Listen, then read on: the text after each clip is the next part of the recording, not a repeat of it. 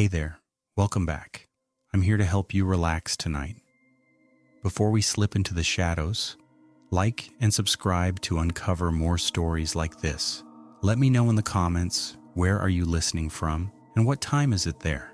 It really brings our community together. Now dim the lights for that cozy vibe and stick around till the end. Let's dive into the unknown. I took a job as a forest steward in the Cascade Valley Preserve, and let me tell you, the pay was suspiciously good for what they told me would be light maintenance and visitor monitoring. $75,000 a year to live in a decent cabin, walk around some trees, and make sure campers don't start fires in the wrong spots. Yeah, I should have known better. But here's the thing, I needed this. After what happened with my brother, I needed to be anywhere but the city. Anywhere I couldn't hear sirens or see crowds or be reminded every single day that I was the one who walked away while he didn't. The woods seemed perfect. Quiet. Isolated, a place where I could just exist without the weight of all those eyes that knew what happened. My name's Garrett Finch, by the way, and I'm 32 years old, though I feel about 60 most days. The Cascade Valley Preserve is tucked away in the northern part of Washington state, far enough from civilization that you really have to want to be here to make the drive. The trees are old-growth Douglas fir and western hemlock, the kind that make you feel small in a way that's almost comforting. Almost. I met my supervisor, Douglas Pemberton, on my first day. He was in his late 50s with a gray beard that looked like it had never seen a trimmer and eyes that seemed permanently tired. We stood outside my cabin, a surprisingly well-maintained two-bedroom structure with solar panels and a backup generator, and he handed me a manila folder. "Read this tonight," he said, his voice flat. "Memorize it. Don't write anything down, don't take pictures of the pages, and for God's sake, don't think you're smarter than the rules."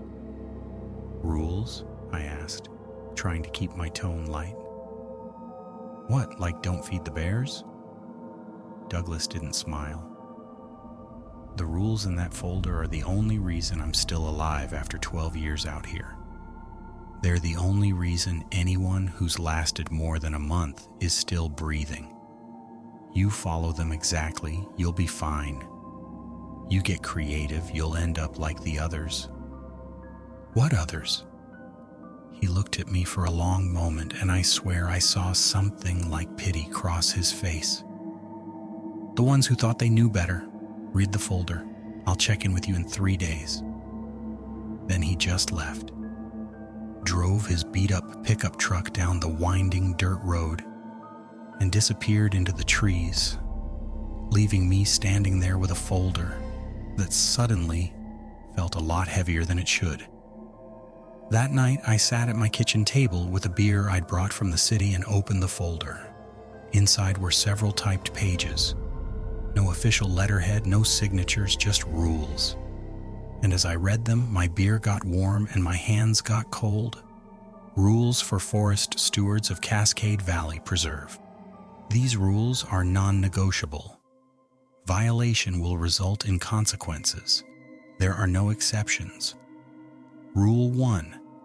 Every night at exactly 10:47 p.m., you must turn off every light in your cabin and sit in complete darkness for 7 minutes. Do not look out the windows during this time. Do not make noise. Do not move from wherever you choose to sit. If you hear scratching on your door or windows, do not acknowledge it. Rule 2. If you encounter a deer with blue eyes during daylight hours, maintain eye contact and walk backwards slowly until the deer is out of sight. Do not turn your back on it. Do not run.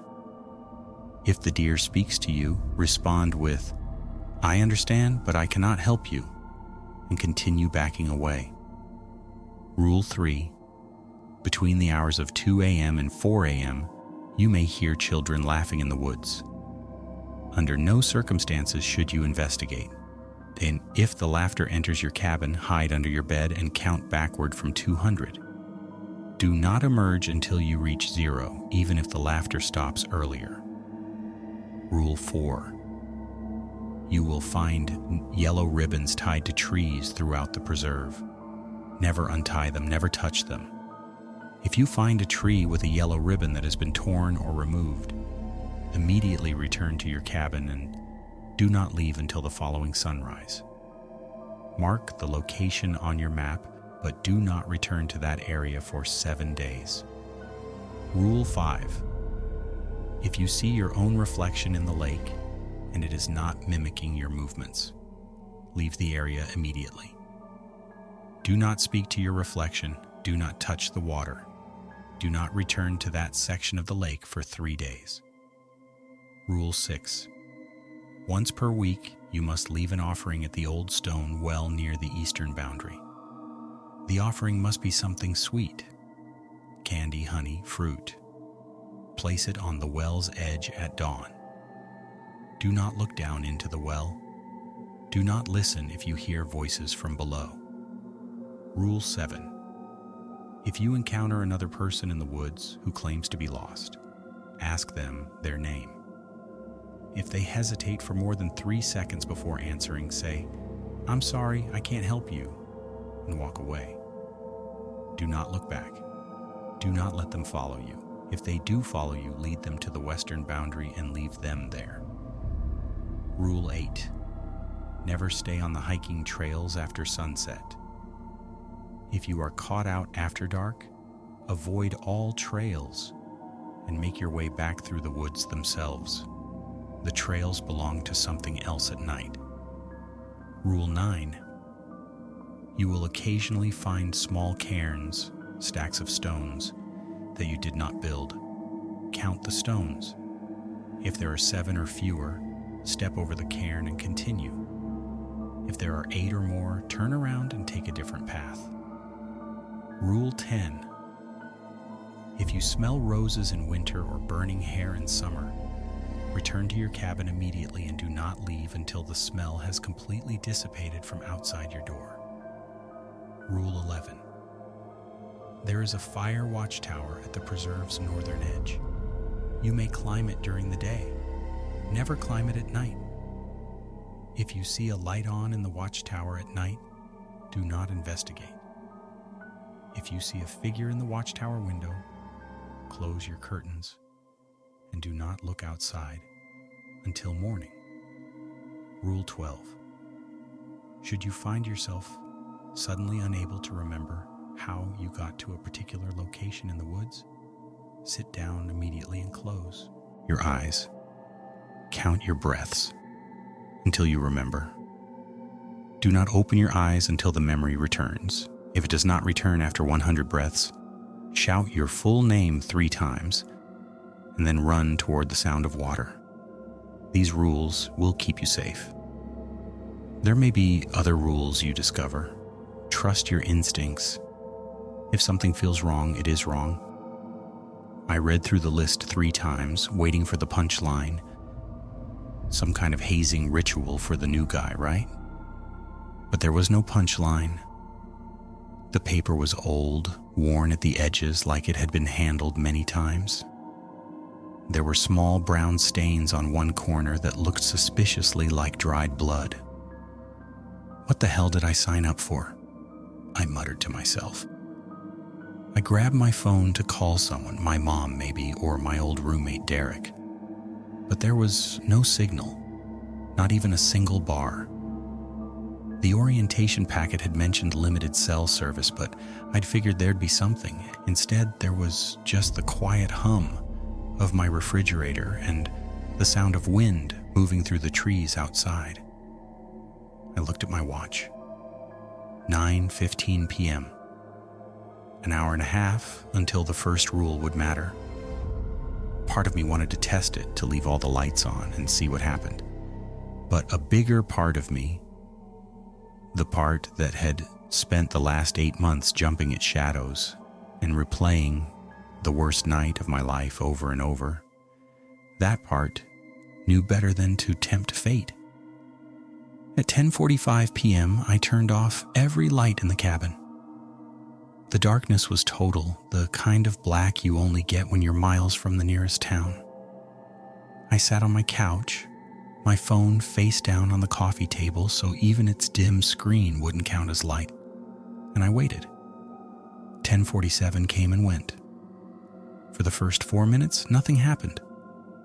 I could hear my own heartbeat, loud in my ears. Then, at what I guessed was about the 5-minute mark, I heard it. Scratching. Not aggressive, not frantic. Slow, deliberate. Like fingernails dragging down the wood of my front door.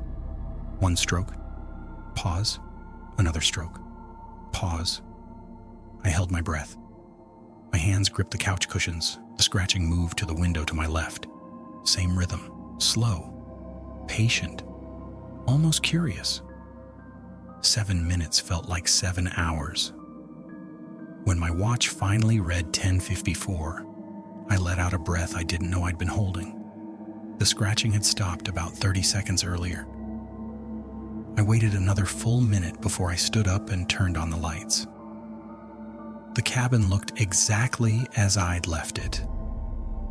I walked to the front door, my heart still hammering, and looked through the peephole. Nothing. I opened the door a crack and looked down. There were scratch marks in the wood. Deep ones. 4 parallel grooves that definitely hadn't been there before. I closed the door, locked it, and decided I really needed that beer to be cold. The next morning, I woke up to sunlight streaming through my bedroom window and the absurd hope that maybe I'd just dreamed the whole thing. Then I walked to the front door and saw the scratch marks again, and yeah, definitely not a dream. Douglas had said he'd check in after 3 days, which meant I had 2 more days to figure out whether I was going to stay or pack up and forfeit what was, honestly, the best paying job I'd ever had. $75,000 a year to follow some weird rules in the woods. People did worse for less. I made coffee, ate some toast, and reviewed my actual job responsibilities. According to the official orientation documents, I was supposed to monitor the preserve's 3 hiking trails for safety hazards, report any injured wildlife to the regional office, ensure campers, if any, were following fire regulations, maintain the trail markers and signage, keep a daily log of preserve conditions. Seemed straightforward enough. I grabbed my backpack, filled it with water and snacks, and headed out to explore. The preserve was beautiful, I'll give it that. The morning light filtered through the canopy in golden shafts, and the air smelled like pine and moss and earth. I found the main trail about a 1/4 mile from my cabin and started walking, keeping an eye out for these yellow ribbons the rules had mentioned. I didn't have to look long. About 10 minutes in, I saw the first one, a bright yellow ribbon tied around the trunk of a massive Douglas fir. It fluttered slightly in the breeze, looking almost cheerful against the dark bark. I gave it a wide berth and kept walking. Over the next hour, I found 6 more ribbons. They didn't seem to follow any particular pattern. Some were on huge old-growth trees, others on smaller hemlocks or cedars. I marked each one on the map I'd been given, along with their GPS coordinates. It was around noon when I encountered my first camper. He was sitting at one of the designated camping areas, a little clearing with a fire ring and a picnic table. Young guy, maybe early 20s, with expensive-looking hiking gear and a brand-new tent. "Hey," I called out, trying to sound friendly and official at the same time. "I'm Garrett, the forest steward. Just checking in to make sure you've got everything you need." The guy looked up and smiled. "Oh, hey, yeah, I'm all good. This place is amazing, so quiet. It definitely is, I agreed. How long are you planning to stay? Just tonight. I've got to head back to Seattle tomorrow for work. He stood up and offered his hand. I'm Marcus, by the way. Marcus Delacroix. I shook his hand. Nice firm grip, no hesitation. Good sign, I guess. God, I couldn't believe I was actually thinking about that stupid rule. Make sure you're packed up and on the trail by sunset, I told him, keeping my voice casual. The trails get pretty dangerous at night, uneven ground, that sort of thing. Marcus nodded. Yeah, I read that in the regulations. No worries, I'm an early riser anyway. Probably be out of here by noon tomorrow. We chatted for a few more minutes about nothing in particular. The weather, the trees, how he'd heard about the preserve. And then I continued my rounds. He seemed normal. Totally, completely normal. I really hoped he'd follow the rules. That evening I made dinner and tried to distract myself with a book I'd brought, but my eyes kept drifting to my watch. 10:30, 10:40, 10:45.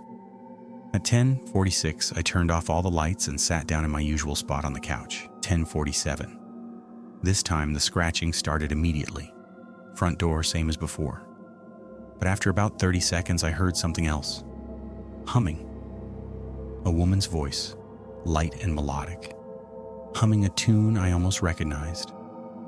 Something from childhood, maybe a lullaby my mom used to sing. The humming circled my cabin.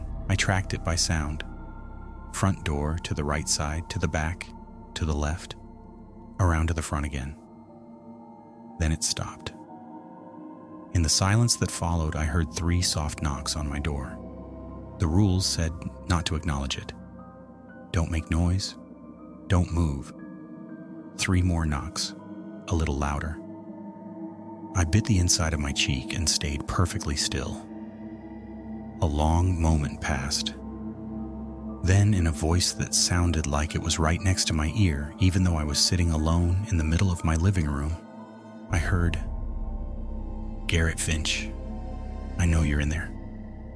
My blood turned to ice. Garrett Finch, you should let me in. I have news about your brother.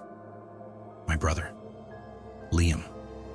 I nearly stood up, nearly reached for the door, but some small rational part of my brain screamed at me that this was exactly what it wanted, whatever it was. I sat frozen, tears suddenly burning in my eyes, and waited. After what felt like an eternity, my watch read 10:54. The presence outside was gone.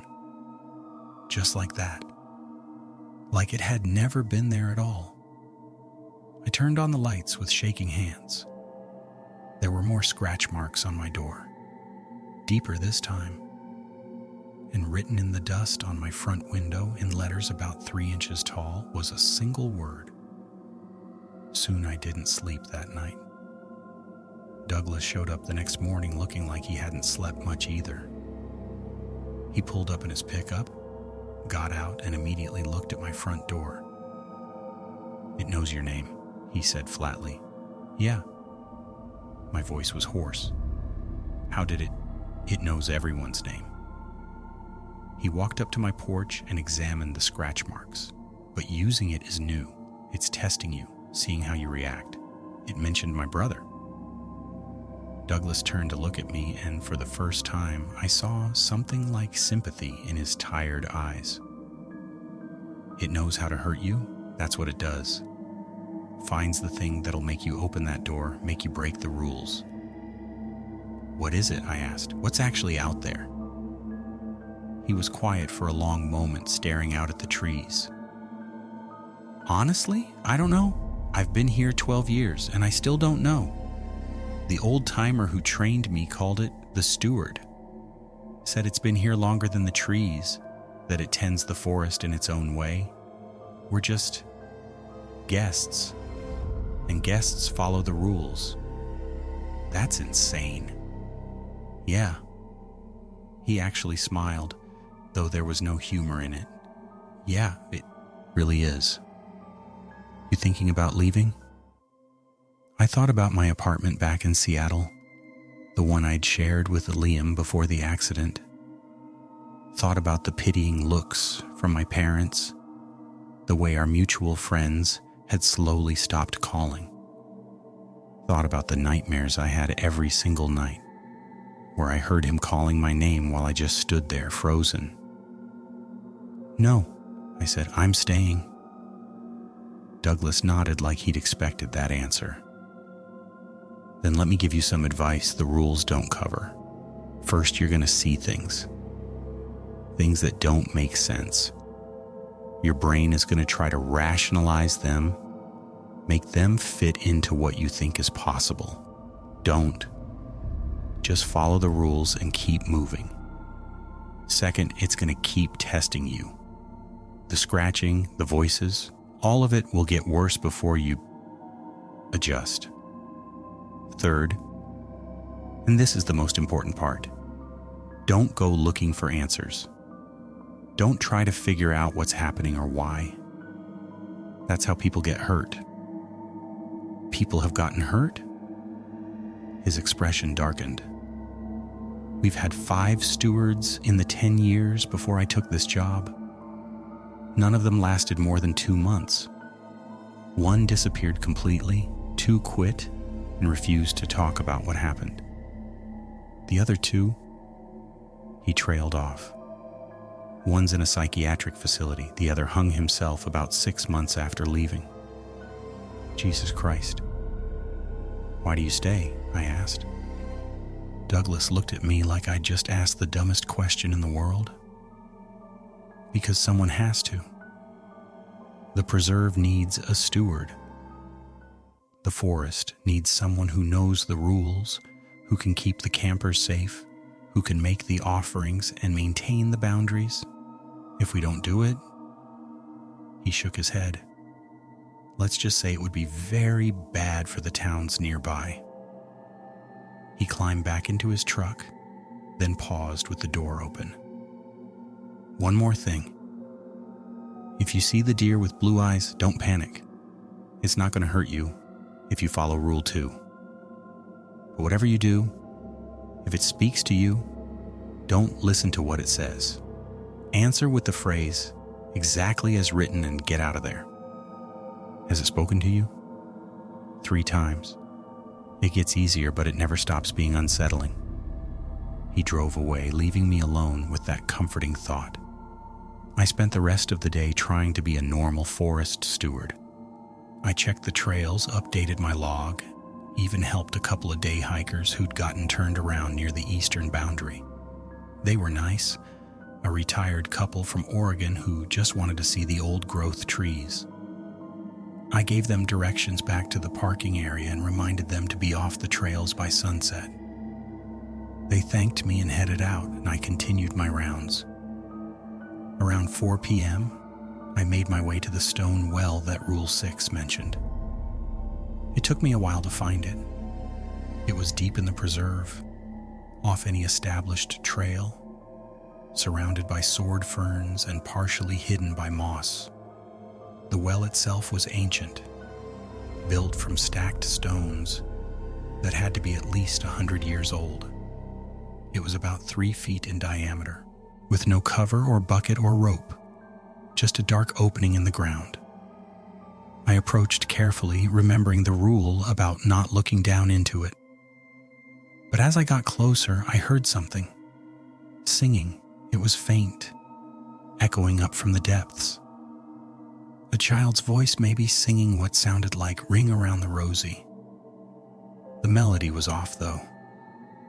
Wrong notes in wrong places, like someone had taught it to them incorrectly on purpose. I pulled a pack of M&Ms from my pocket.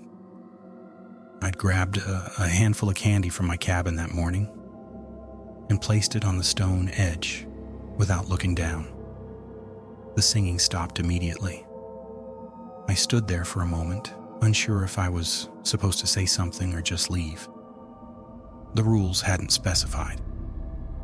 After about 10 seconds, I heard a different sound, a slithering, sliding sound, like something wet moving over stone. It was coming closer, rising up from the well. I remembered Douglas's advice. Don't try to figure it out. Just follow the rules. I turned and walked away at a normal pace. Not running, but definitely not dawdling. I didn't look back. The slithering sound followed me for about 20 feet, then stopped. I didn't let myself run until I was out of earshot. That night, I decided to test one of the other rules. Not deliberately break it, I wasn't that stupid, but see what happened under normal circumstances. At around 11:30 p.m., well after the 10:47 darkness ritual, I heard it. Children laughing. It started faint, somewhere deep in the woods, but it was moving closer. High-pitched giggles and shrieks of delight, like kids playing tag at recess. It sounded so innocent, so normal, that for a moment I actually thought maybe there was a family camping illegally somewhere in the preserve. Then I checked the time. 2:14 a.m.? No kids should be out playing at 2:14 a.m. The laughter grew louder, closer. I could almost make out words between the giggles, but not quite. They were speaking in some language I didn't recognize, or maybe just babbling. Then I heard one voice break away from the group. "Let us in, let us in." The others joined in, chanting in unison. "Let us in, let us in, let us in." I was already off the couch and moving toward my bedroom when I heard the sound of small fists pounding on my door. "Let us in! Let us in!" I dropped to the floor and slid under my bed. Dust bunnies and old socks be damned. I started counting backward from 200, whispering the numbers under my breath. 200, 199, 198. The pounding grew frantic. I could hear them at the windows now too, little hands slapping against the glass. 175, 174, 173. Something started scratching at my bedroom door, not like the slow, deliberate scratching from before. This was fast, aggressive, like a dozen fingernails clawing frantically at the wood. 150, 149, 148. The laughter had turned into screaming. Not scared screaming, angry screaming, shrieking like they were throwing tantrums. 100, 99, 98. My whole cabin was shaking. Pictures fell off walls. I heard glass breaking somewhere, my kitchen window maybe. 50, 49, 48. And then, just as suddenly as it had started, everything stopped. Total silence. I kept counting. 25, 24, 23. I got to 0 and waited another 30 seconds before I dared to move. When I finally crawled out from under the bed, my whole body was shaking. The cabin was a mess. My kitchen window was indeed broken, glass all over the floor. Pictures and decorations were scattered everywhere. But there were no small footprints, no handprints on the windows, nothing to indicate who or what had been trying to get in. I spent the rest of the night cleaning up and boarding the window with spare plywood I found in the storage shed. At dawn, I went outside to inspect the damage. There were tiny handprints all over my cabin, dozens of them in the dust on my windows, on my door, on the walls. But they weren't normal handprints. Each one had 6 fingers. The next few weeks fell into a strange routine. I'd do my job during the day, maintaining trails, checking on campers, making my daily offerings at the well. Every night at 10:47, I'd turn off all the lights and sit in the dark while something scratched at my door and whispered about my brother. Once a week, usually on different nights so I couldn't predict it, I'd hear the children. I saw the yellow ribbons regularly, but never touched them. I marked them on my map, watched them flutter in the wind, and gave them a wide berth. I hadn't seen the deer yet, though. Part of me hoped I never would. Douglas checked in every few days, usually in the morning. He'd inspect my cabin, ask if I'd had any issues, and remind me to follow the rules exactly. He was a man of few words, but I got the sense he was relieved I hadn't quit or gone crazy yet. "You're doing good," he said one morning in my 3rd week. "Better than most." "Is that supposed to be comforting?" He almost smiled. "Take what you can get out here." It was during my 4th week that things started to escalate. I was doing my evening rounds, making sure no campers had lingered past sunset, when I found something odd. One of the trees marked with a yellow ribbon, a big hemlock about 2 miles from my cabin, had had its ribbon torn down. The fabric was lying on the ground, shredded like something with claws had ripped it apart. Rule 4 was clear. If a yellow ribbon is torn or removed, return to your cabin immediately, and don't leave until sunrise. Mark the location and don't return for 7 days. I marked the GPS coordinates, took a photo with the camera I'd started carrying, and headed straight back. It was almost sunset by the time I got to my cabin, the forest growing dark around me. I was maybe 100 yards away when I heard something following me. Footsteps, heavy ones, matching my pace. I didn't look back, I just kept walking, faster now. My hand on the bear spray I kept on my belt, even though I was pretty sure bear spray wouldn't do much good here. The footsteps got closer. 50 yards from my cabin. Closer still. 25 yards. I broke into a run. The thing behind me ran too. I hit my porch at full sprint, fumbled with my keys, got the door open, and slammed it shut behind me. I locked it, threw the deadbolt, and backed away. Something heavy hit the door. Once. Twice. Then silence. I went to the window and looked out, keeping to the side so I wouldn't be directly visible. There was something standing at the edge of the tree line, maybe 30 feet from my cabin. It looked like a man. Tall, wearing what might have been old hiking clothes. But his head was wrong. It was tilted at an angle that no human neck could manage, cocked almost 90 degrees to the left. He stood there for what felt like an hour, but was probably only 5 minutes. Then he turned. His body turned, but his head stayed in that wrong position and walked back into the woods. I didn't sleep that night either. The next morning I was exhausted and jumpy, and that's probably why I made my first real mistake. I was checking the eastern boundary trail when I saw a woman standing near the old stone well. She was just staring at it, perfectly still, wearing jeans and a fleece jacket that looked too nice for serious hiking. "Hey," I called out, walking toward her. "You can't be here. This area isn't..."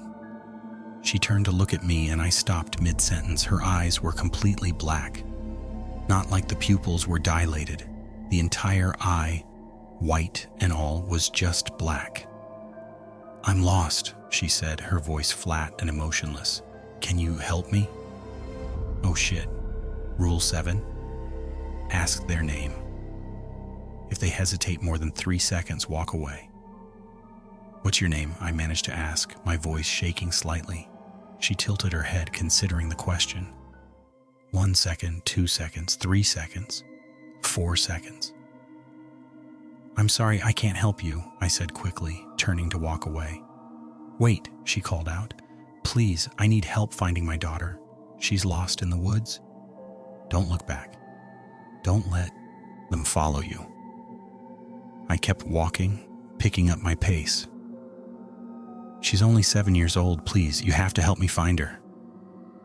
I was almost jogging now. The thing, because it definitely wasn't a woman, not really, was following me. I could hear her footsteps behind me, matching my pace. The western boundary. I had to lead it to the western boundary and leave it there. I veered off the trail, heading west. My heart was pounding so hard I thought it might burst. The woman followed silently now. no longer calling out, just keeping pace about 20 feet behind me. It took me 15 minutes of fast walking to reach the boundary, marked by a line of old fence posts and barbed wire that looked like it hadn't been maintained in decades. I crossed the boundary and kept going another 10 feet before I stopped and turned around. The woman was standing exactly at the boundary line, not crossing it. She looked at me with those empty black eyes. "Thank you," she said. Then she smiled, and I saw that her teeth were all pointed like a shark's. She turned and walked back into the forest, disappearing between the trees. I stood there shaking for a full 5 minutes before I could make myself move. That evening, I broke my no drinking heavily on a work night rule and poured myself a large whiskey. I was sitting on my couch, trying to process what I'd seen, when my satellite phone rang. It was Douglas. "You okay?" he asked without preamble. "How did you know?" "The woman with black eyes?" "Yeah, she shows up every few months. You handled it right." "How do you know what I saw?" He was quiet for a moment. "Because I'm looking at her right now. She's standing at the western boundary, just staring into the preserve. She'll be there for about another hour, then she'll leave." "What is she? Does it matter?" I wanted to argue, but honestly, he was right. No, I guess not. "Listen, Garrett, there's something I need to tell you about the Rule 1 darkness ritual." I sat up straighter. "What about it?" "It's going to ask to come inside." "When?" "Usually around the 6-week mark. That's in a few days for you." He paused. "When it asks, you'll want to say yes. It'll sound reasonable. It'll promise things. It'll make deals. You cannot let it in, no matter what it says, no matter what it offers." "What if I do?" I asked, even though I didn't want to know the answer. "Then I'll be hiring a new steward. And probably cleaning pieces of you out of the cabin." "Jesus Christ, Douglas." "Yeah, I know. But you need to be prepared. It knows about your brother. It's going to use that." My stomach dropped. "How do you know about my brother?" "I read your file. The real one, not the employment application, the preserve. It does background checks. Thorough ones." His voice softened slightly. "I'm sorry about what happened, but you can't let it use your guilt against you." I didn't know what to say to that. "Just be ready," Douglas said. "And remember the rules. They're there for a reason." He hung up. I poured myself another whiskey. The next few days passed in a haze of anxiety. I did my job, followed the rules, made my offerings at the well, but the whole time I was waiting for 10:47 p.m., wondering if this would be the night. It happened on my 42nd night in the preserve.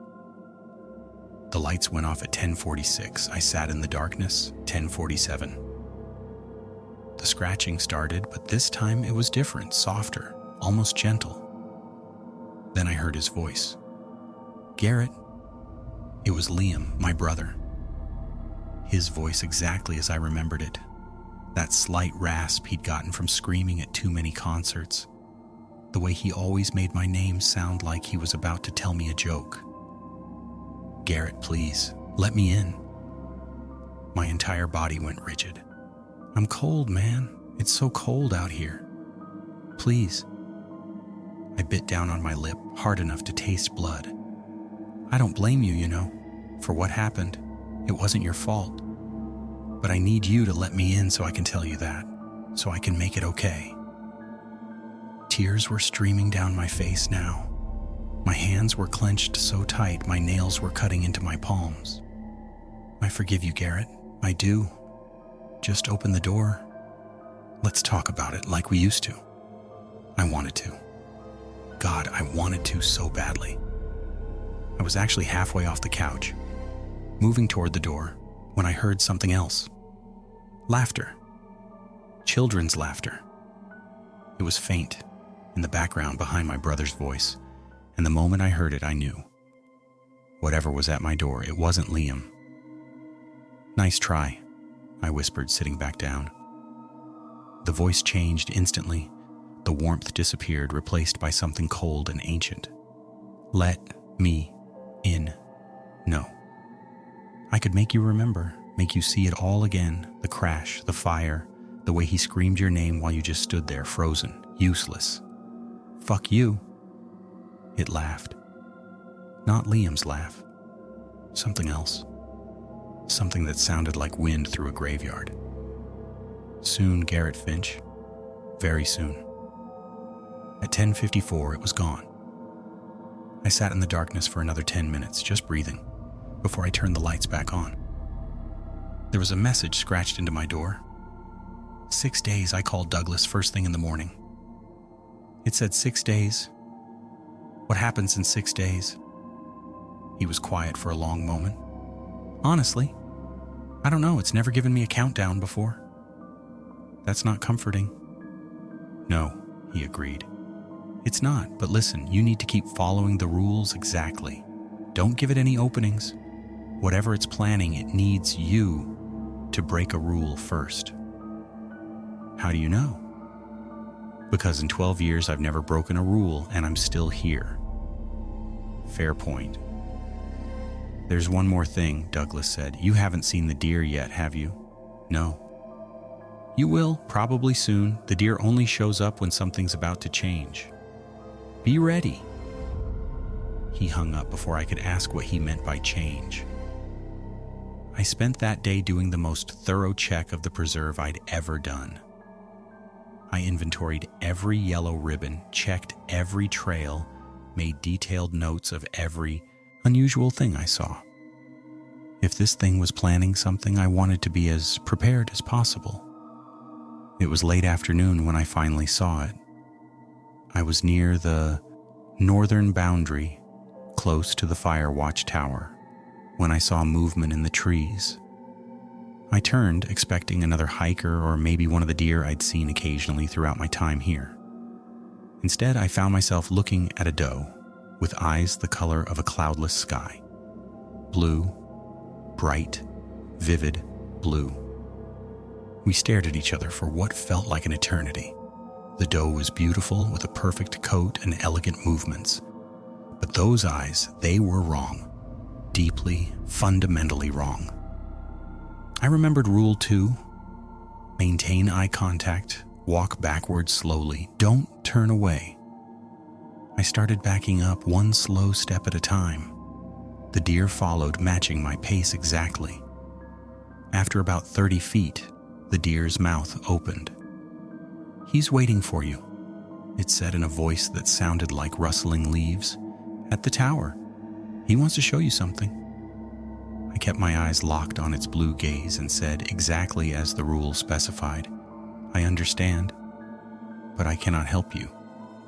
He has your brother." "Oh God, I understand, but I cannot help you." My voice was shaking now. "He's in so much pain, Garrett. You can end it. Just go to the tower tonight. Climb it. He'll show you." "I understand, but I cannot help you." I took another step back. The deer tilted its head, and in that moment, it looked almost sad. "You'll change your mind," it said. "They all do." Then it turned and bounded away into the forest, disappearing between the trees. I stood there for a full minute, my heart racing, before I remembered Douglas's advice about not trying to figure things out. I marked the location on my GPS and headed straight back to my cabin. That night, around 11 p.m., I saw lights on in the fire watch tower. Following Rule 11, I closed all my curtains and didn't look outside again until morning. But I could hear something all night. Distant sounds, like someone was having a party up there. Music, laughter, voices. At one point, I could have sworn I heard Liam singing. I put in earplugs and pulled my pillow over my head. 5 days. The message was carved deeper this time, the letters bigger. I photographed it and sent the image to Douglas via my satellite connection. He called back within 10 minutes. Pack a bag. Essentials only. Keep it by your door. Why? What's happening? I don't know. But I think it's testing you for something, building up to something big. If things go bad, you need to be ready to run. Run where? Town, my place. Anywhere but the preserve. He paused. But Garrett, if you run, you can't come back. Ever. The preserve doesn't forgive desertion. What does that mean? It means it'll come after you. It might take weeks or months, but it will find you. And when it does... He didn't finish the sentence. So I either stay and face whatever's coming, or I leave and spend the rest of my life looking over my shoulder? Yeah, pretty much. Great, just great. That day, I encountered something new. I was making my weekly offering at the stone well, a honeycomb I'd bought during my last supply run to town, when I noticed something different. There were flowers growing around the well's base, beautiful purple flowers that definitely hadn't been there before. They smelled like roses. Rule 10. If you smell roses in winter, return to your cabin immediately. It was late October, definitely close enough to winter. I dropped the honeycomb on the well's edge and started walking back toward my cabin at a fast pace. The smell followed me. No matter how fast I walked, the scent of roses stayed thick in the air around me. It was cloying, overwhelming, making my head spin. I started running. The smell got stronger. I burst through my cabin door and slammed it shut behind me, gasping for air. The smell was inside the cabin. No, I muttered, looking around frantically. Every window was closed, every door was shut. But the smell of roses was everywhere, so strong I could barely breathe. I ran to my bedroom, grabbed a bandana, soaked it in water, and tied it over my nose and mouth. It helped, but not much. The smell stayed for 6 hours. I spent those 6 hours sitting in my living room, the damp bandana over my face, trying not to panic. Around 6 p.m., as suddenly as it had started, the smell disappeared. I opened all my windows and doors, letting fresh air flood the cabin. On my kitchen table, there was a single purple flower. I didn't remember seeing it there before. Picked it up with a paper towel, carried it outside, and threw it as far as I could into the woods. 4 days more campers showed up. A whole group this time. 6 people in their 20s, here for what they called a wilderness experience. They set up at the main camping area, and I could hear their laughter and music from my cabin. I hiked out to warn them about the sunset rule. Hey folks, I'm Garrett, the forest steward. Just wanted to remind you that you need to be off the trails by sunset. It's a safety regulation. One of them, a guy with a man bun and expensive sunglasses, laughed. Safety regulation? Come on, man, we're adults. We can handle a little night hiking. It's not a suggestion, I said, trying to keep my voice level. It's a hard rule. If you're caught on the trails after dark, you'll be asked to leave the preserve. Who's going to enforce that? You? Man Bun grinned at his friends. I looked at each of them, wondering if any of them would listen. Please just trust me on this. Stay off the trails after sunset. A woman in the group, with kind eyes and a worried expression, spoke up. We'll stick to our campsite after dark, don't worry. I made eye contact with her, trying to convey how serious this was. Thank you. I left, but I had a bad feeling about it. That evening around 9 p.m., I heard screaming. It was coming from the direction of the camping area, high-pitched and terrified. Multiple voices, every instinct in my body screamed at me to run toward the sound, to help them. But Rule 8 was clear: never on the trails after sunset. I stood on my porch, fists clenched, listening to them scream. It lasted about 3 minutes. Then silence. I didn't sleep. At dawn, I hiked out to the camping area. 5 of the 6 tents were torn to shreds. Sleeping bags and gear were scattered everywhere. There was no blood, no bodies, but there were tracks. Dozens of footprints, all wrong. Some had too many toes, some were backwards, some were just handprints, like something had been walking on its hands. The tracks led to the main trail and then just stopped. I found the kind woman's backpack. Inside was her ID. Her name was Sarah Kinsley, age 28, from Portland. I never found any of them. When Douglas came by that afternoon, I showed him the campsite. He looked at it for a long moment, his expression unreadable. "Was it?" I started. "They went on the trails after sunset," he said flatly. "You warned them. You followed procedure. This isn't on you.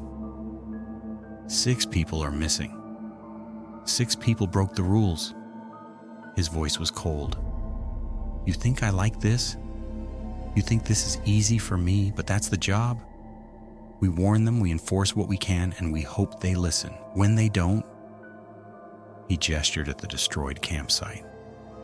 "This is what happens. We should call the police." "And tell them what?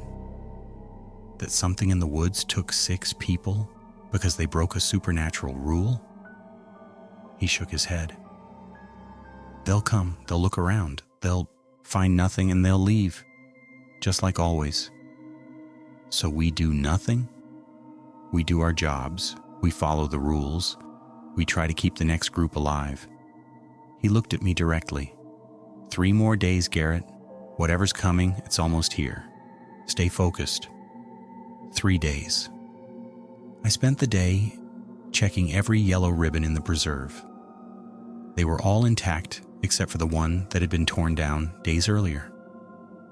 I marked each location again, double-checking my coordinates. Around noon, I found something new. A cairn I hadn't seen before, right in the middle of one of the main trails. I counted the stones. 7 exactly.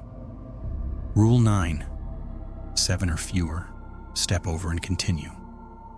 I stepped over it carefully and kept walking. 20 feet later, I stopped and turned around. There were now 9 stones in the cairn. My blood ran cold.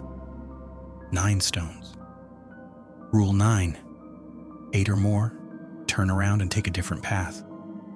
But the cairn had been 7 stones just seconds ago. I turned around and took a different path, hiking through the underbrush to avoid the trail entirely. When I looked back one more time, the cairn had 13 stones. It was growing. I didn't go back to check what happened to it. That evening, something new happened during the 10:47 ritual. The scratching started as usual. But this time, when the voice spoke, it wasn't my brother's. It was mine. "Let me in, Garrett. I need to show you something." Hearing my own voice coming from outside my door was wrong. So deeply wrong that my skin crawled and my stomach twisted. "I know what you did. I know why you're really here." "Shut up," I whispered. "You didn't freeze because you were scared. You froze because part of you wanted him to die." "That's not true." "Isn't it? He was always better than you. Smarter, funnier, more successful. Everyone loved Liam more. And when you had the chance to save him, you just watched." I was crying now, hands over my ears, but I could still hear it.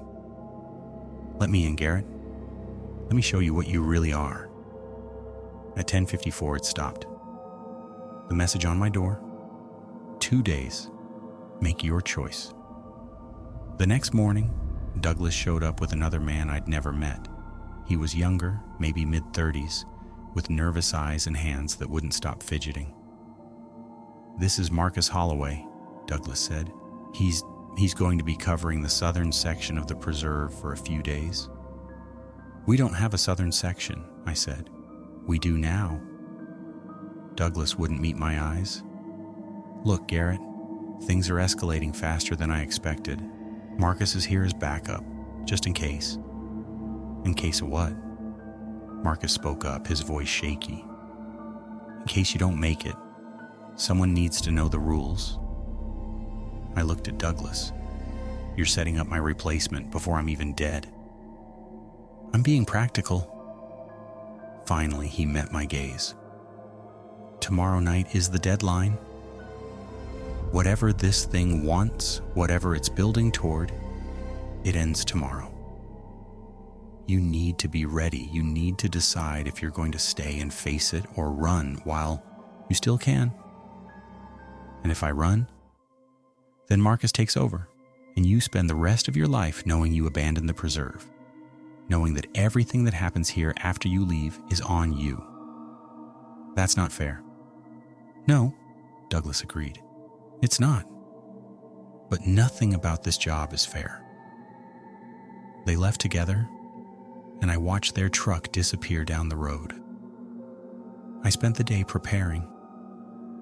I didn't know for what exactly, but I checked my supplies, made sure my sat phone was fully charged, packed the emergency bag Douglas had suggested. Around 4 p.m., I made my way to the stone well for what might be my last offering. I placed a chocolate bar on the edge and started to turn away when I heard something. "Stay." It was a child's voice echoing up from the depths. "Please stay. We're lonely. We want to play." I remembered the rule. Don't listen to voices from the well. I started walking away. "Garrett Finch," the voice called after me. "Tomorrow night you'll have a choice. Choose wisely. Choose kindly. Choose." The voice faded away. I walked back to my cabin as the sun began to set. That night, I saw movement in the fire watchtower again. Lights, shadows, shapes that didn't look quite human. And standing at the base of the tower, looking up at my cabin, was the deer with blue eyes. We stared at each other across the distance. Then it turned and walked into the tower. One day, the last day, I woke up exhausted, having barely slept. The message on my door simply said, "Tonight I spent the morning trying to prepare mentally. I reviewed every rule, checked my notes, made sure I understood exactly what I could and couldn't do." Around noon, I got a text from Douglas on my sat phone. "Stay strong. Whatever happens, remember why you're there." Why was I there? I'd told myself it was to escape the city, to find peace after what happened with Liam. But the truth I'd been avoiding for weeks, was that I'd come here to punish myself, to put myself in danger, to prove that I deserved to suffer for what I'd done, or rather, what I hadn't done. The crash had happened fast. One moment we were driving, Liam at the wheel, me in the passenger seat. The next, we were spinning out on black ice, careening toward the bridge railing. We hit. The car flipped, started to burn. I got out. The passenger door had been thrown open by the impact, and I just crawled out, stood up, watched. Liam was trapped. The driver's side was crushed. He was screaming my name, begging me to help him, and I stood there. I stood there while the flames grew higher, while his screams got louder, while he beat his fists against the window. I stood there frozen until someone else came, another driver who'd seen the crash, and pulled him out. Liam survived. Burns over 40% of his body, but he survived. He forgave me, told me it was shock, told me it wasn't my fault, told me he didn't blame me. But I blamed myself. And when he died 6 months later from complications from the burns, I knew it was my fault. If I'd acted faster, if I'd been braver, he might have had less damage. He might have survived. I'd come to the preserve to die, or if not die, then to suffer. To put myself in a position where I'd have to face my cowardice again and again. But somewhere along the way, something had changed. I'd started caring about the preserve, about the rules, about keeping the campers safe, about doing my job. I'd found a purpose. And I realized, sitting in my cabin on that last day, that I didn't want to die, I didn't want to run, I wanted to stay. At 10:45 p.m., I turned off all the lights and sat in my usual spot. 10:47, the scratching didn't come. Instead, I heard a voice, clear, close, inside the cabin. "Hello, Garrett." I looked toward the source and saw a figure sitting in my armchair across from me. I could barely make out its shape in the darkness. Human-sized, human-shaped. But something about it was wrong. "You've done well," it said. "Better than most. You've followed the rules, you've learned, you've grown." "What are you?" I asked, my voice barely a whisper. "I am the steward, the keeper of this place, the tender of boundaries and rules." It leaned forward slightly. "And you, Garrett Finch, have been tested." "Tested for what?" "To see if you're worthy." "Worthy of what?" "Of joining me, of becoming something more than human, of truly understanding this place and protecting it for all time." My heart was pounding so hard I thought it might break through my ribs. "I don't understand." "Every generation the forest chooses. It tests those who come here, who stay here, who prove themselves capable. Most fail, most break the rules or run or go mad."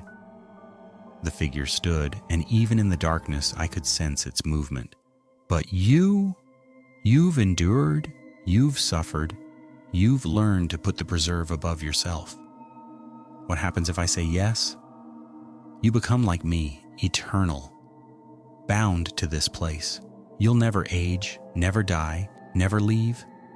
You'll enforce the rules, tend the boundaries, keep the balance, and in return you'll have power, purpose. You'll never feel that helplessness again. And if I say no? Silence. Then, if you say no, you may leave at sunrise, unharmed, free. But you can never return, and someone else will take your place. The preserve must have a steward." "Why me?" I asked. "Why not Douglas? He's been here 12 years. "Douglas failed his test. He didn't have the strength. He's useful, but he's not chosen." The figure moved closer. I still couldn't make out any features. "You have something he lacks. You understand sacrifice, you understand guilt, you understand what it means to fail someone and live with that failure." That's what this was about, my brother. Everything is about our deepest wounds, Garrett. They define us, shape us, and yours makes you perfect for this work. I sat there in the darkness, processing what I was being offered: eternal life, power, purpose. And all I had to do was give up my humanity and bind myself to this place forever. "I need to think," I said. "You have until sunrise? Choose wisely." The figure vanished, just disappeared like it had never been there. At 10:54, I turned on the lights. My cabin looked normal, undisturbed, like the conversation had never happened. But on my coffee table, there was a single object that hadn't been there before: a yellow ribbon. I didn't sleep. I couldn't. I sat on my porch as the night slowly gave way to dawn, watching the forest wake up. Birds began to sing. The wind moved through the trees. Somewhere in the distance, I heard a deer, hopefully a normal one, moving through the underbrush. Around 5 a.m., Douglas's truck appeared on the road. He got out and walked up to my porch slowly, like he was approaching a wild animal. "So," he said, "you're still here?" "Yeah. It made you the offer." It wasn't a question. "How did you know?" I asked. He sat down on the porch steps looking out at the trees. Because it made me the same offer 12 years ago, the night of my final test.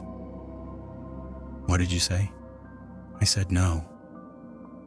He was quiet for a moment. I was scared. Scared of what it would mean to give up my life, my family, my future. So I said no, and I've been the assistant steward ever since. Doing the job, but never truly part of this place. Do you regret it? Every single day. He turned to look at me. But I also get to see my grandkids. I get to leave when I want. I'm not bound here for eternity. He paused. There's no right answer, Garrett. Just the one you can live with. Or die with, I said. Or that. We sat in silence as the sun continued to rise. What happens if I say no and leave? I asked. Marcus takes over. He's not ready, but he'll learn. Some people will die while he figures it out, but eventually... Douglas shrugged. The preserve always gets what it needs. And if I say yes, then I train you in the deeper rules, the ones that aren't written down, the ones that only the true steward needs to know. And eventually, when the transformation is complete, I retire. Move to Florida, maybe. Play golf? Be normal? He smiled sadly. Live the rest of my human life while you live your eternal one? Doesn't sound like much of a choice. No, he agreed. It really doesn't. The sun broke over the horizon, painting the forest in shades of gold and amber. It's beautiful, I said quietly. Yeah, it really is. I thought about Liam, about that night on the bridge, about how I'd frozen when he needed me most. And I thought about Sarah Kinsley and the 5 campers who'd gone on the trails after sunset, about the woman with black eyes, about the children with 6 fingers. I thought about all the people who would come to this preserve in the future, looking for beauty and peace and adventure, not knowing what lurked in these woods. Someone had to protect them. Someone had to enforce the rules. Someone had to be the steward. I stood up and walked to the edge of my porch. In the tree line, I saw it. The deer with blue eyes. It stood perfectly still watching me, waiting. I have one question, I said to Douglas. Shoot. If I do this, will I still be me? He considered that for a long time. Honestly, I don't know. I've never seen someone go through it. But the previous steward, the one before me, she seemed content, at peace, more herself than she'd ever been, even if she wasn't quite human anymore. I nodded slowly. The deer was still watching. I need to take a walk, I said. Of course. You have until noon to decide. After that, Douglas trailed off. I stepped off the porch and started walking toward the tree line. The deer turned and walked ahead of me, leading me deeper into the forest. We walked for maybe 20 minutes, winding through trees and over streams, until we reached a place I'd never been before. A small clearing with a circle of stones in the center. The grass inside the circle was impossibly green, almost glowing in the morning light. The deer stopped at the edge of the clearing and looked at me with those unnatural blue eyes. This is where it happens, it said in its rustling leaves voice. If you choose to stay, what happens? You step into the circle, you speak your name, you offer yourself to the forest, and the forest accepts or rejects you. Has anyone been rejected? The deer tilted its head. Once, in 1847, he burned from the inside out. It took 3 days for him to die. That's comforting. The forest knows its own. If you've made it this far, you won't be rejected. The deer took a step back. But you must choose freely. No coercion, no pressure. Only your own will. I stood at the edge of the clearing, looking at that circle of stones. I thought about what I'd be giving up. The possibility of a normal life, a family growing old, experiencing the world beyond these woods. And I thought about what I'd be gaining. Purpose, the ability to protect people, the power to enforce the rules and keep the balance, a chance to make up for my failure with Liam by saving countless others. It wasn't redemption exactly, but maybe it was close enough. I took a deep breath, and I stepped into the circle. The moment my foot crossed the boundary, I felt it, power, ancient, vast. It rushed through me like electricity, like fire, like ice, like nothing I'd ever experienced. I opened my mouth to speak my name, but before I could, I heard a voice. Liam's voice. Real this time. I knew it was real. Garrett. I turned, and there he was. Not a ghost, not an illusion, something else. A presence, a memory made manifest. He looked like he had before the accident, whole and healthy and smiling. You don't have to do this, he said gently. Liam? My voice broke. I'm not really here. Not in the way you think. But the forest, it lets me talk to you one last time to tell you the truth. He moved closer. What happened that night wasn't your fault. You froze. People freeze. It's human. It's normal. And I survived, Garrett. I lived 6 more months because of the people who pulled me out. 6 months where I got to see Mom and Dad. Where I got to tell my friends I loved them. Where I got to make peace with dying. But you should have been a superhero who didn't experience shock or trauma. Come on, man. You're human. You're allowed to be human. His smile was sad. But if you do this, if you step into that circle and say yes, you won't be human anymore. You'll be something else, something that can't freeze, something that can't fail, but also something that can never leave, never change, never rest. I know. Do you? Do you really? He looked at me with such love and concern that I almost started crying again. You're trying to make up for me, but Garrett, there's nothing to make up for. I forgave you. I forgive you. You need to forgive yourself. I can't. Then let that be your choice. Choose this because you want it, because you believe in it, not because you're punishing yourself. He reached out, and even though he was just a presence, just a memory, I felt his hand on my shoulder. I love you, little brother. Whatever you choose, I love you. And then he was gone. I stood alone in the circle, tears streaming down my face. The forest was silent, waiting. I thought about Douglas, living with his regret. I thought about Marcus, nervous and unprepared. I thought about Sarah Kinsley and all the others who died here, and I thought about myself, about who I'd been when I arrived, broken, guilty, looking for punishment, and who I'd become, someone who cared, someone who protected, someone who'd found purpose. I wiped my eyes, I straightened my shoulders, and I spoke. My name is Garrett Finch. I offer myself freely to this forest, to the preserve, to the rules and the boundaries and the ancient compact. I choose to become the steward. For a moment, nothing happened. Then the world exploded in green light. I don't remember much about the transformation, just impressions, pain, power. The feeling of roots growing through my body, of branches spreading from my bones, of my blood turning to sap and then back to blood again. I heard whispers in languages that predated humanity. I saw the history of the forest, stretching back thousands of years.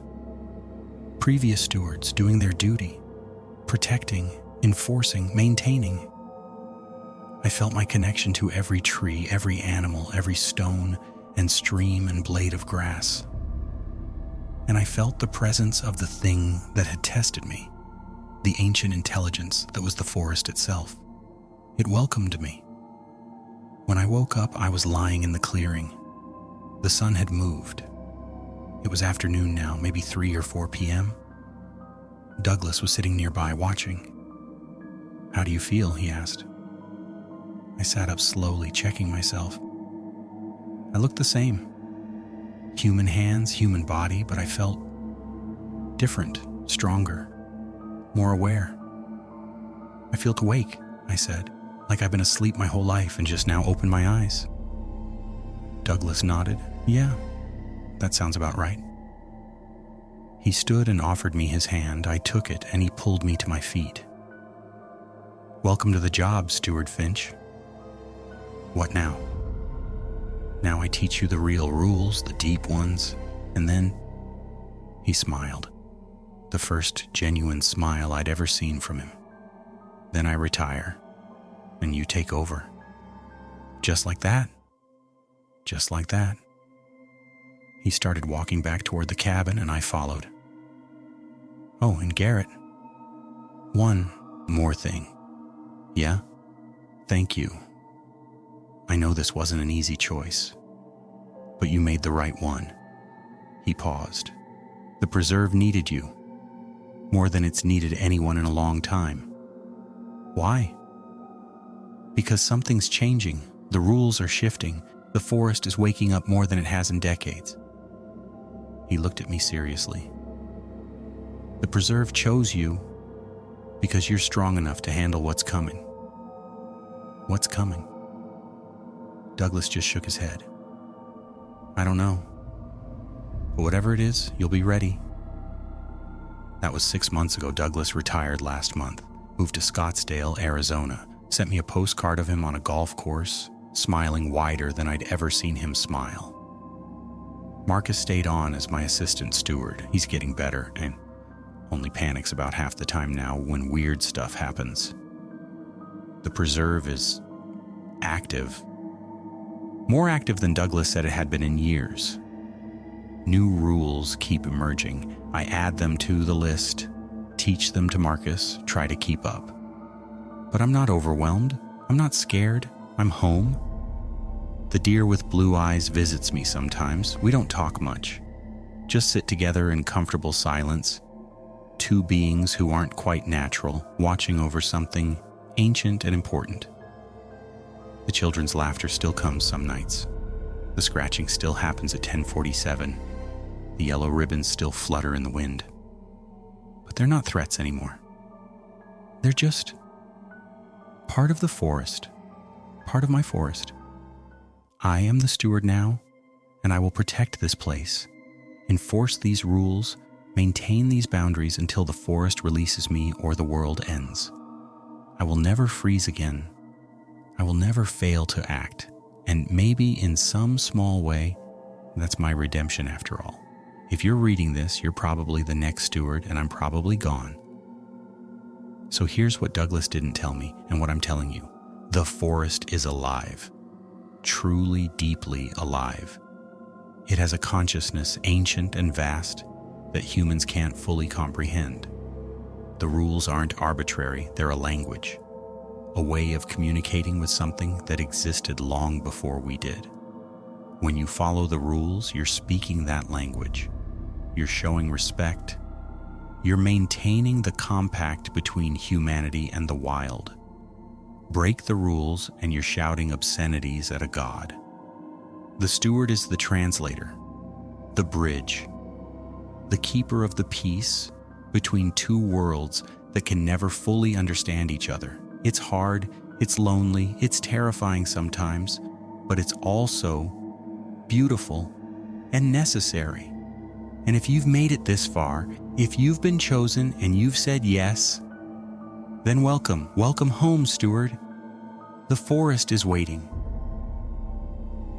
And that's how it ended, or so we assume for now.